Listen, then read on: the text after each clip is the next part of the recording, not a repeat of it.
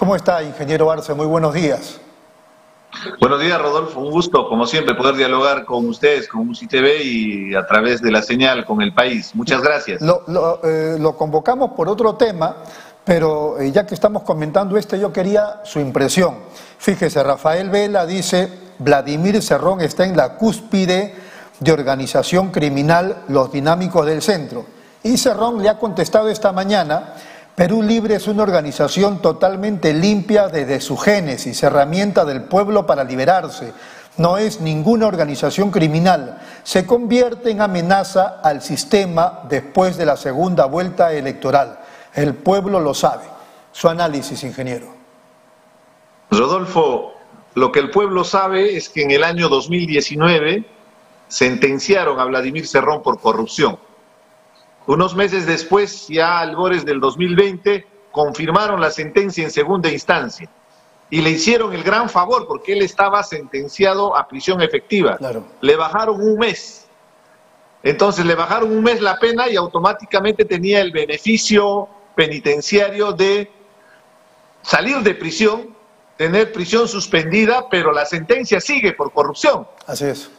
Él no se ha quedado con los brazos cruzados, alegando ese argumento de persecución política, ha llegado al extremo de presentar una serie de demandas, que es su derecho, sus abogados tienen todo el derecho de presentar acciones de amparo, habeas corpus, respecto a la sentencia.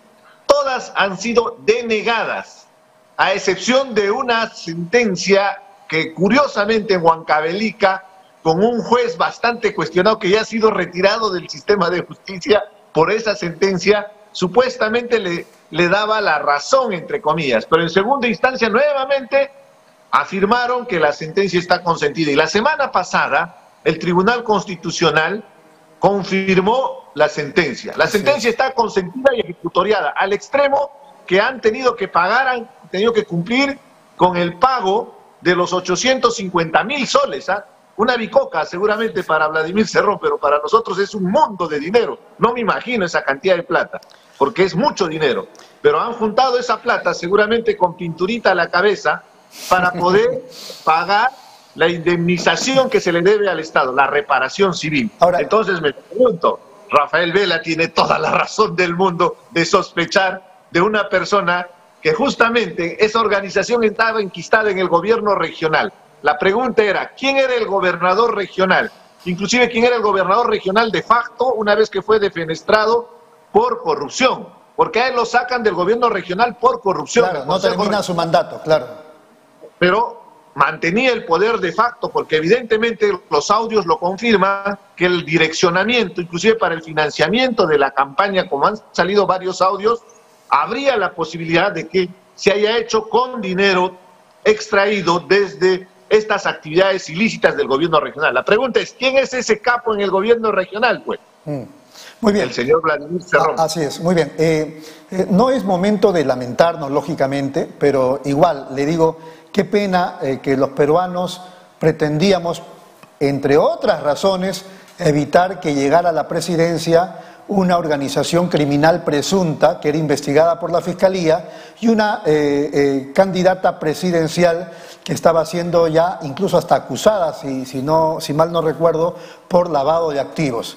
Y bueno, han pasado pocos días nada más y ahora resulta que tenemos al partido de gobierno como una organización criminal presunta y también al secretario general de ese partido condenado por corrupción. Una figura triste, y agréguele que en esta investigación de la Fiscalía está inmerso también el propio presidente del Consejo de Ministros, sin mencionar al señor Valdemar Cerrón, que es el vocero de la bancada de Perú Libre.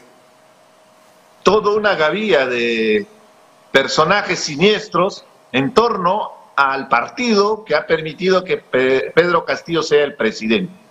Lo lamentable, y tú lo acabas de graficar, el escenario de segunda vuelta era de terror, porque teníamos al otro lado también otra presunta organización criminal, con procesos bastante avanzados que involucra a Fuerza Popular, pero también sabíamos del otro lado que existía esta presunta organización criminal en Perú Libre. Y recuerda bien, Rodolfo, con mucha humildad, el 2019 renuncié al Nuevo Perú, el proyecto que quisimos construir con Mendoza, con Verónica Mendoza, porque justamente pretendieron hacer una alianza con un personaje siniestro como es Vladimir Cerrón. Entonces, ¿a qué voy? En segunda vuelta era imposible, por más buena voluntad, poder apostar por una de las dos propuestas. Alguien puede decir, pero es fácil, te lava las manos. No, era también responsabilidad de exponer al país que los dos escenarios eran de terror, porque nos iban a llevar a esta situación que justamente el día de hoy estamos viviendo.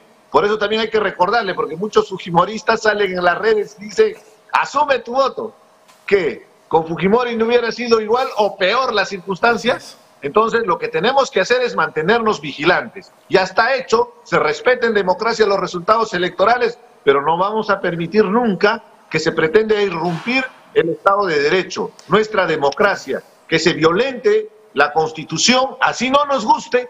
Tenemos que ser respetuosos. Ese es el marco jurídico, el marco legal en el que está establecido nuestro país. Muy bien, estábamos revisando lo que ha significado la distribución de las comisiones ordinarias en el Congreso y estamos viendo que Perú Libre, disculpando la expresión, tiene comisiones hueso, por decirlo de algún modo, ¿no? Cultura, ciencia y tecnología, inclusión social, mujer, etcétera, etcétera. De repente es un exceso de mi parte, pero digo, ha podido el partido de gobierno tener mejores comisiones. Tanto así que incluso ellos asumían que tenían la de educación, que también la han perdido. Hace ratito estaba conversando con el presidente de la Comisión de Energía y Minas, un axiopopulista, que nos decía, lo que pasa es que Perú Libre asumió que como era el partido de gobierno, no tenían que dialogar, no tenían que negociar, ellos asumían que tenían ya todo listo para presidir nada más las comisiones que querían y se han encontrado que por no negociar, por llegar tarde a las citas, etcétera, se han perdido la oportunidad de presidir comisiones más importantes. ¿Qué dice usted? Es lamentable para la posición de Perú Libre y las intenciones que tiene Pedro Castillo, por ejemplo, de modificar la Constitución. Ha sido su caballito de batalla, es el proyecto bandera, lo han reiterado inclusive en la locución del mensaje a la nación, recuerda bien, mientras los congresistas aplaudían y vitoreaban nueva Constitución, el presidente lo expresaba abiertamente. Entonces la pregunta cae por su propio peso. ¿Qué pasó en el Congreso de la República cuando es el partido que tiene la mayoría de congresistas? Claro. Ojo, yo te voy a comentar, es una práctica de la hermenéutica parlamentaria. Por favor. Para la distribución de comisiones, el partido que tiene la bancada mayoritaria en número de congresistas respecto a las otras bancadas, tiene el derecho de escoger en orden de prelación, o sea, en primer lugar, la comisión que le interese. Entonces era sencillo, porque es parte inclusive del procedimiento parlamentario para elegir comisiones. Entonces, ¿qué hubiera hecho? Simplemente elegir la Comisión de Constitución, que entre comillas es la comisión más peleada, más interesada, siempre ha sido, porque es a través de esa comisión que se filtra todas las reformas constitucionales y el Congreso es el único poder del Estado que tiene esa capacidad de modificar la Constitución y además de evaluar o no la constitucionalidad inclusive de muchas leyes. A lo que voy es a lo siguiente: ¿cómo es posible que Perú Libre, teniendo esa prerrogativa, se haya hecho, vamos a hablar en lenguaje sencillo, se han hecho almorzar con zapatos y todo los congresistas? Bermejo, el que siempre sale muy orondo y sobre todo desafiante, se ha hecho almorzar con zapatos y todo, con las otras bancadas minoritarias, y ni siquiera tienen la comisión. Las otras comisiones interesantes son fiscalización y presupuesto. Son las comisiones más interesantes históricamente, donde siempre se ha peleado para tener un espacio. No tiene eso de almorzar que dice usted me hace acordar la entrevista que está paseándose por las redes sociales que le hace Rosa María Palacios al congresista Cabero. No sé sí, si la misma historia. Sí, tiene el mismo parangón, ¿no? Sí. Si hacemos la analogía, sí, a los más bravos, a los gallitos, sí, a los que se envalentonan. A la hora de la verdad, cuando se tiene que hacer política, y por eso es que un poco de molestia, porque están exponiendo al país innecesariamente, hablan inclusive de hacer una revolución en el Perú, pero si no son capaces Han perdido la mesa directiva. Y lo Ahora peor de pierden funciones. Y lo peor de todo es que la Comisión de Constitución la preside, digamos, la antítesis, ¿no? O sea, Fuerza Popular y nada menos que la señora Juárez. Y que va a defender a rajatabla, al estilo, recordemos bien, a otra congresista, de triste recordar, va a defender la Constitución del 93, me refiero a la señora Bartra, ¿no? Claro, recordemos bien el rol protagónico que tuvo la señora Bartra en ese Congreso defenestrado, justamente por la imposición del fujimorismo. Van a defender a rajatabla la Constitución del 93, así es. Entonces, ¿cómo se va a hacer la modificación de la Constitución si es su caballito de batalla? Entonces, acá cae, por su propio peso, dos preguntas. O son muy ingenuos, o disculpando el término, torpes en su gestión, en su manejo, o atrás hay algún desprecio ya por el bien, por el poder del Congreso. Y están pensando eso segundo que usted está diciendo es también algo que yo estoy, digamos, considerando. Es una posibilidad, ingeniero. Pero fíjate, para explicarles un poco, vamos a hablar de dialéctica, porque yo soy hombre de izquierda, me he formado en la izquierda. Y en dialéctica justamente vamos a la confrontación. Y la confrontación yo les invitaría a leer El arte de guerra de Sun Tzu, porque la estrategia se parece mucho a las estrategias de guerra y de política. Interesante lo que dice, ingeniero. Me están pidiendo una brevísima pausa y regresamos con usted para que nos lo cuente, por favor. Volvemos en unos momentos. Volvemos.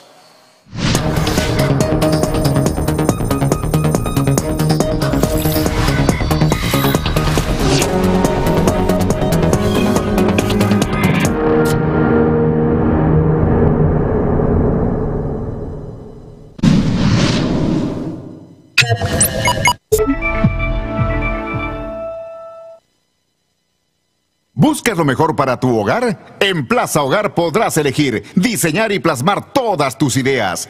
Todo lo que soñaste está en Plaza Hogar. Diseños exclusivos y precios sin competencia. ¡Cómprale al Perú! Ven a Plaza Hogar. La emoción de encontrar lo mejor para tu hogar. Avenida Angamos, 1551 Surquillo. Nueva app de Derrama Magisterial. Maestro y maestra, realiza tus consultas y operaciones en la palma de tu mano. Con el nuevo app Derrama Magisterial podrás realizar tus operaciones en todo momento y desde cualquier lugar. Solicita un crédito, consulta el estado de tu cuenta individual, accede al estado de tus créditos, actualiza tus datos, accede al servicio de asesoría legal gratuita. Ubica nuestras oficinas a nivel nacional. Descárgalo hoy mismo en tu Play Store. Derrama Magisterial, seguridad social para el maestro.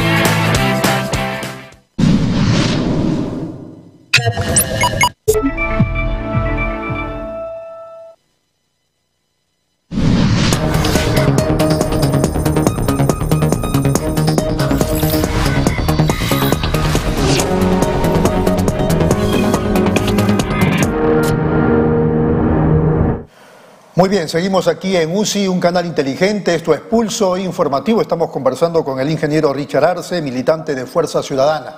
Bueno, el tema antes de la pausa era la distribución de las comisiones en el Congreso de la República. Y Richard Arce decía, o son ingenuos o hay algo más. Y ahí empezó a desarrollar la posibilidad de una estrategia, pero lo tuvimos que cortar para ir a la pausa. Siga, por favor, ingeniero. Sí, Rodolfo, a lo que me refería es que en dialéctica justamente es la confrontación de posiciones con el objetivo de imponer la dictadura del proletariado, por ejemplo, como fue en la Revolución Rusa, o podríamos llamarla también la Revolución China de Mao, ¿no? El asunto es el siguiente. Esa estrategia política se parece mucho a la estrategia de la guerra. Por eso te hacía relevancia que sería importante que los congresistas de Perú Libre lean ese librito milenario de Sun Tzu, El arte de la guerra. ¿Por qué? Porque ahí te habla de una estrategia que es clave cuando vas a ir a confrontar. Que es que tú tienes que cuidar tu frente garantizando los flancos. ¿Para qué? Para evitar que por la retaguardia te ataquen y te gane la batalla. Pues porque si te descuidas, tú de repente concentras toda tu fuerza en tu infantería y vas adelante como con tractor o con caballos para tumbárselo. Si descuidas tus flancos, por la retaguardia te van a golpear. Entonces, hacemos ese símil con lo que está pasando en el Congreso. No pueden ser tan soberbios Pedro Castillo y Vladimir Cerrón, que están gobernando juntos, de dejar el flanco débil del Congreso. ¿Por qué? Porque si quieren cambiar la Constitución tienen que buscar un argumento.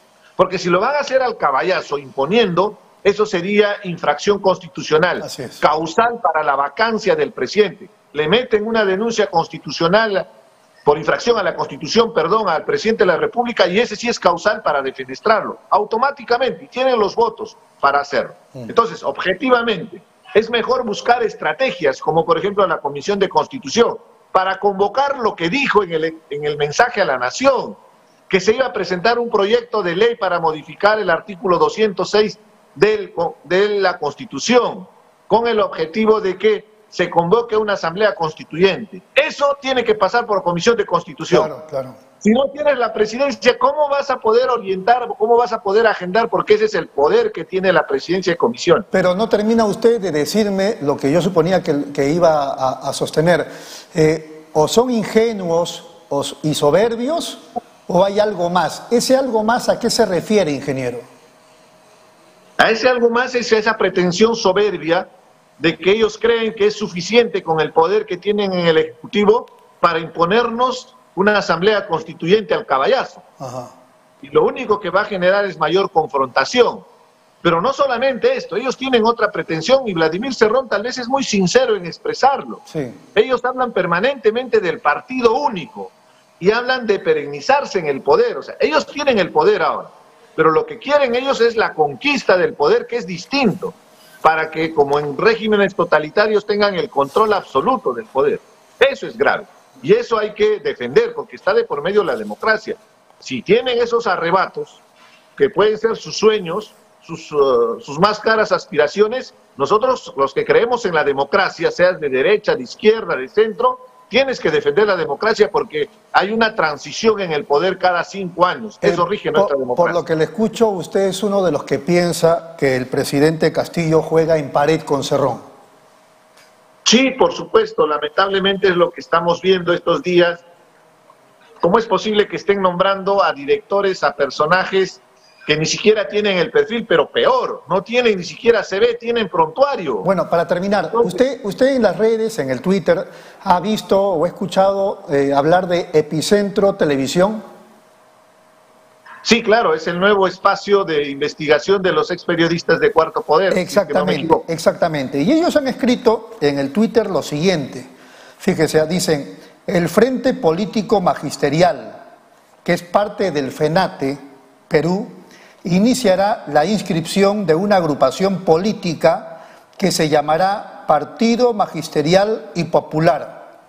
El objetivo es disputar el control que Vladimir Cerrón tiene en la bancada parlamentaria. ¿Qué le parece? Eso, digamos, me hace desprender como que no es que juegan en pared, sino que por ahí hay un tira y afloja, digamos así. Definitivamente siempre va a haber diferencias internas y hay mucha gente, yo veo mucha improvisación y esa propuesta, por ejemplo, es la muestra de la improvisación. Hay diferentes proyectos políticos dentro de esta estructura de gobierno que lidera Pedro Castillo y lo que va a terminar y decantar es que si no logran una posición unitaria dentro de su propia organización, va a haber fraccionamiento y el fraccionamiento va a tener un costo real. Se va a debilitar frente a lo que ellos pretenden hacer. Por eso es lo que a mí me sorprende. Ellos debieron haber desarrollado más su estrategia. No pueden el primer día entrar en confrontación con el país. A mí lo que más me duele es la indolencia en un escenario de crisis humanitaria como la que estamos viviendo con la pandemia. No le puedes sumar la variable de la crisis política a toda esta desesperación que viven las familias con la pandemia. La pandemia está latente y es vigente. Todos los días tú tienes la responsabilidad de publicar, justamente te agradecemos por eso, los datos de los muertos, de las personas que están saliendo de los hospitales o están siendo internadas. Si no leemos esos datos, si no nos sensibilizamos, así sean 5 personas, así sean 2 personas, tenemos deber ciudadano de protegernos. Ese es un principio básico de convivencia como sociedad y como país. Entonces, esta gente no está viendo el problema de la pandemia y quieren anteponer sus intereses políticos por encima de la necesidad que tiene el país de solucionar sus problemas latentes como es la pandemia. Eso me deja a mí muy preocupado y evidentemente eso me motiva a salir en los medios para expresar mi crítica. Muy bien, clarísimo como siempre, ingeniero Richard Arce, ha sido muy amable y un abrazo. El gusto para mí, Rodolfo, como siempre, un gusto poder dialogar contigo. Muy amable, muchas gracias.